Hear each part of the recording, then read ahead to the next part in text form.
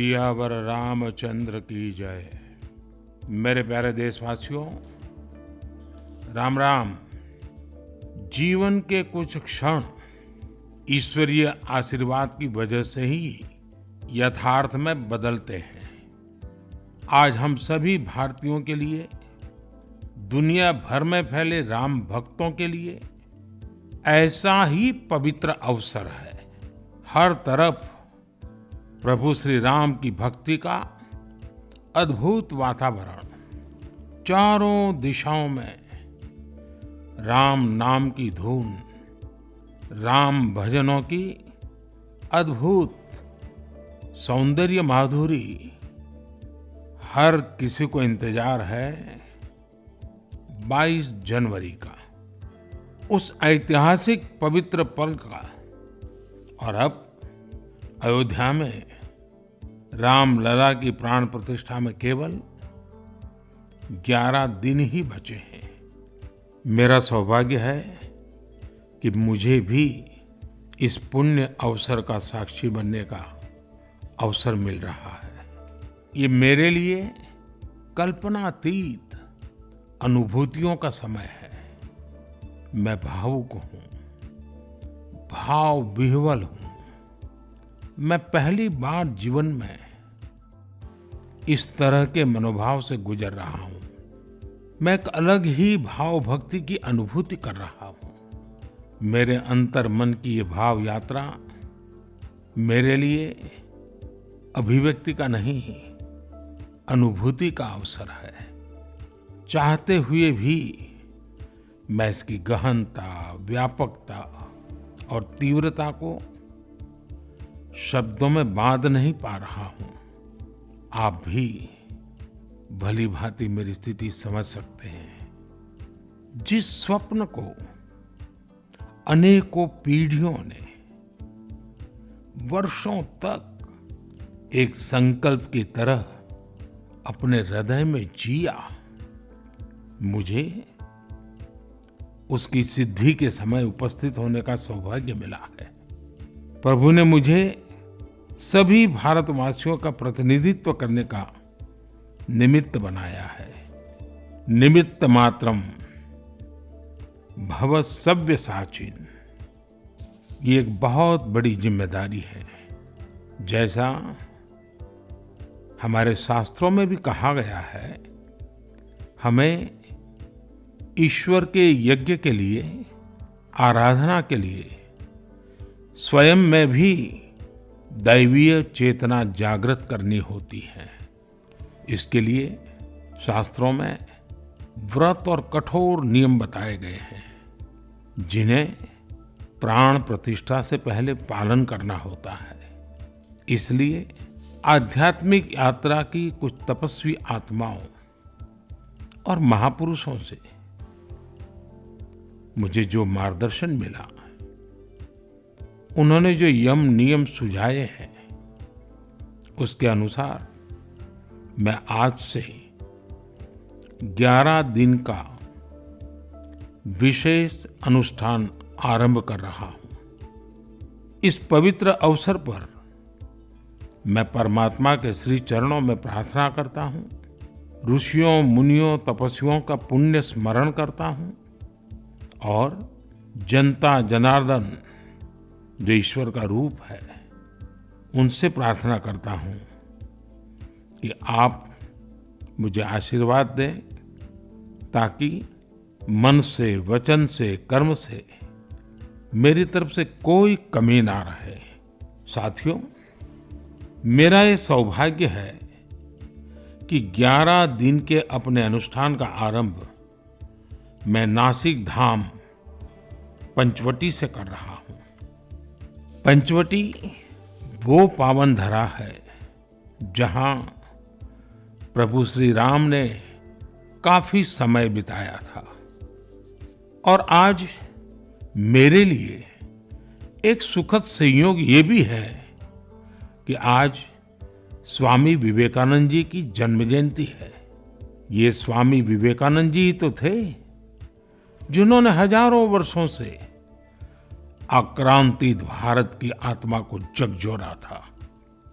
आज वही आत्मविश्वास भव्य राम मंदिर के रूप में हमारी पहचान बनकर सबके सामने है। और सोने पर सुहागा देखिए, आज माता जीजाबाई जी की जन्म जयंती है। माता जीजाबाई जिन्होंने छत्रपति शिवाजी महाराज के रूप में एक महामानव को जन्म दिया था। आज हम अपने भारत को जिस अक्षुण्ण रूप में देख रहे हैं, इसमें माता जीजाबाई जी का बहुत बड़ा योगदान है। और साथियों, जब मैं माता जीजाबाई का पुण्य स्मरण कर रहा हूं तो सहज रूप से मुझे अपनी माँ की याद आना बहुत स्वाभाविक है। मेरी माँ जीवन के अंत तक माला जपते हुए सीताराम का ही नाम भजा करती थी। साथियों, प्राण प्रतिष्ठा की मंगल घड़ी, चराचर सृष्टि का वो चैतन्य पल, आध्यात्मिक अनुभूति का वो अवसर, गर्भगृह में उस पल क्या कुछ नहीं होगा। साथियों, शरीर के रूप में तो मैं उस पवित्र पल का साक्षी बनूंगा ही, लेकिन मेरे मन में, मेरे हृदय के हर स्पंदन में 140 करोड़ भारतीय मेरे साथ होंगे। आप मेरे साथ होंगे, हर राम भक्त मेरे साथ होगा और वो चैतन्य पल हम सबकी साझी अनुभूति होगी।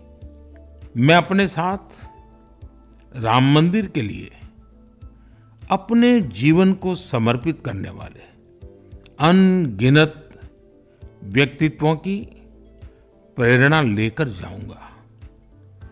त्याग तपस्या की वो मूर्तियां, 500 साल का धैर्य, दीर्घ धैर्य का वो काल, अनगिनत त्याग और तपस्या की घटनाएं, दानियों की, बलिदानियों की गाथाएं।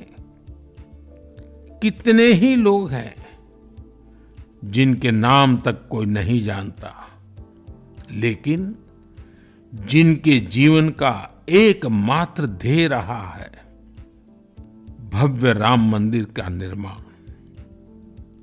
ऐसे असंख्य लोगों की स्मृतियां मेरे साथ होगी। जब 140 करोड़ देशवासी उस पल में मन से मेरे साथ जुड़ जाएंगे और जब मैं आपकी ऊर्जा को साथ लेकर गर्भगृह में प्रवेश करूंगा तो मुझे भी एहसास होगा कि मैं अकेला नहीं, आप सब भी मेरे साथ हैं। साथियों, ये 11 दिन व्यक्तिगत रूप से मेरे यम नियम तो है ही, लेकिन मेरे भाव विश्व में आप सब समाहित है। मेरी प्रार्थना है कि आप भी मन से मेरे साथ जुड़े रहें। रामलला के चरणों में मैं आपके भावों को भी उसी भाव से अर्पित करूंगा जो भाव मेरे भीतर उमड़ रहे हैं। साथियों, हम सब इस सत्य को जानते हैं कि ईश्वर निराकार है, लेकिन ईश्वर साकार रूप में भी हमारी आध्यात्मिक यात्रा को बल देते हैं। जनता जनार्दन में ईश्वर का रूप होता है, ये मैंने साक्षात देखा है, महसूस किया है। लेकिन जब ईश्वर रूपी वही जनता शब्दों में अपनी भावनाएं प्रकट करती है, आशीर्वाद देती है, तो मुझ में भी नई ऊर्जा का संचार होता है। आज मुझे आपके आशीर्वाद की आवश्यकता है, इसलिए मेरी प्रार्थना है कि शब्दों में, लिखित में अपनी भावनाएं जरूर प्रकट करें मुझे आशीर्वाद जरूर दें। आपके आशीर्वाद का एक एक शब्द मेरे लिए शब्द नहीं, मंत्र है। मंत्र की शक्ति के तौर पर वो अवश्य काम करेगा। आप अपने शब्दों को, अपने भावों को नमो ऐप के माध्यम से सीधे मुझ तक पहुंचा सकते हैं। आइए हम सब प्रभु श्री राम की भक्ति में डूब जाएं।